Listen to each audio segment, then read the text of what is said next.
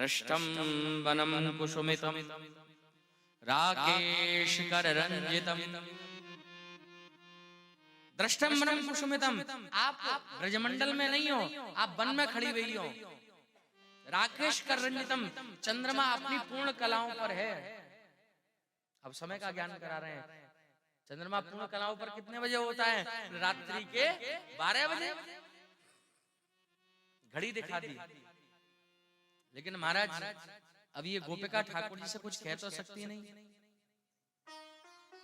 जिस पर जोर नहीं चले तो क्या करती हैं स्त्रियां?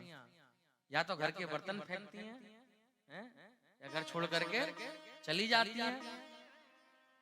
अब यहाँ तो ना तो पात्र हैं और ना छोड़ करके जाने का आश्रय है। क्यों?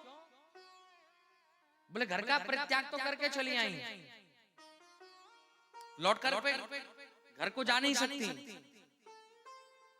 क्योंकि घर पर जाएंगी तो कोई स्वीकार करेगा नहीं, और जिसने बुलाया है वो स्वीकार करता नहीं। तो पृथ्वी से प्रार्थना करती है, बोले आप यहीं मध्य से विदीर्ण हो जाओ, हम आपके अंदर समाहित हो जाएं और हम अपने प्राणों का अंत कर लें। अपने पैरों के नख से पृथ्वी को कुरेदने लगी। महाराज ठाकुर जी ने देख लिया, मुस्कुराते नहीं है, मुस्कुरा जाएंगे तो सामने वाले हावी हो जाएंगे। महाराज अभी परीक्षा पूरी नहीं हुई,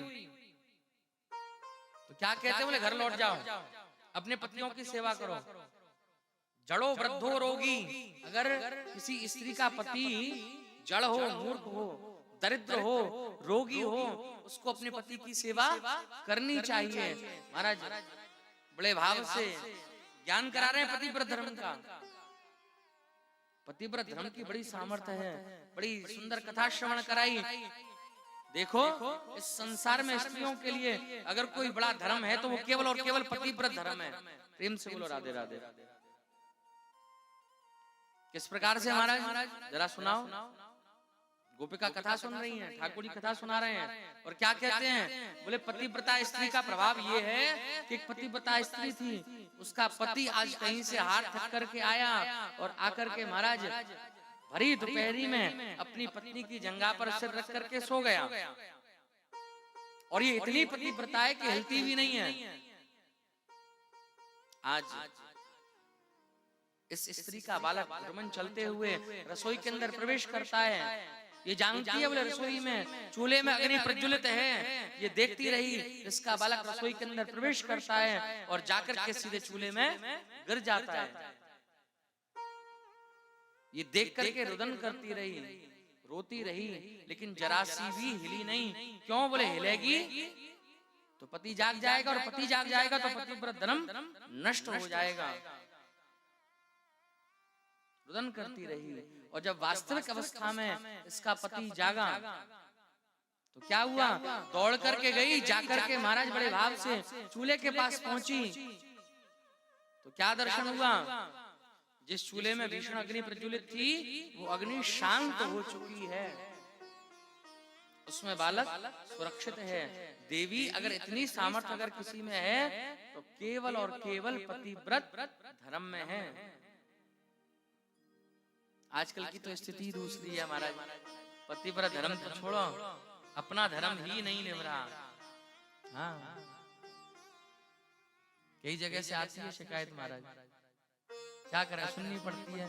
बोले महाराज चाय भी हमको बना करके देनी पड़ती है, चाय भी हमको बना करके देनी पड़ती है। बोले ये नियम कब आया? बोले तुमने ही स्वयं बनाया। इस नियम को बनाने वाले तुम ही हो, नहीं तो संसार का वास्तविक नियम क्या है? बोले माता तीरथ, पिता तीरथ, तीरथ ज्येष्ठे बंधु बांधवा, बचने बचने गुरु तीरथ, सब तीरथ अभ्यागत। पहले का सिद्धांत था माता तीरथ, पिता तीरथ, तीरथ ज्येष्ठ बंधु बांधवा, बचने बचने गुरु तीरथ, सब तीरथ अभ्यागत। पहले के लोग तो इस बात को मानते थे महाराज, और जब आप स्वयं नियम में चलते थे तो आपकी पत्नी भी उस नियम को मानती थी। लेकिन आज नियम बदल गया। क्या कर दिया? बोले सास तीरथ, ससुर तीरथ, तीरथ साला साली हैं। सब तीर्थों में सबसे बड़ा तीर्थ वो तीरथ घर वाली है। जब आपने सारे नियम बदल दिए तो फिर महाराज पत्नी फिर आपसे काम ही कराएगी, चाहे आपको ही बना करके देनी पड़ेगी।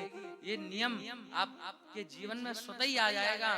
जिस स्त्री ने पुरुष को अपने माता पिता की सेवा करते हुए देखा,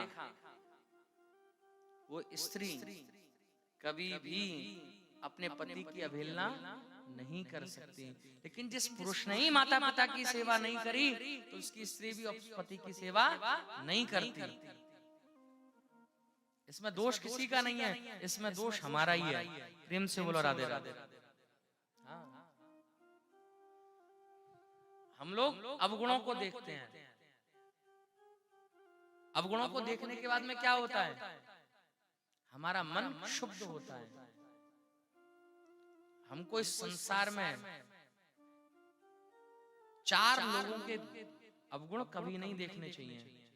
किस किस के? माता पिता के। पहले माता, दूसरे पिता, तीसरे गुरु और चौथे शिक्षक, जिनसे हम विद्या अध्ययन करते हैं। क्यों? बोले इनके अंदर कुछ ना कुछ गुण होंगे तभी तो वो उस पदवी पर पहुंचे हैं। कुछ ना कुछ गुण विशेषता रही होगी तभी वो इस पदवी पर पहुंचे हैं। नहीं तो इस संसार में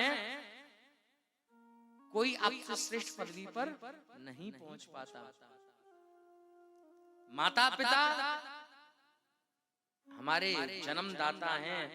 अगर उनमें हमने दोष देख लिया तो समझ लो महाराज नरक में भी जगह हमको प्राप्त नहीं होती।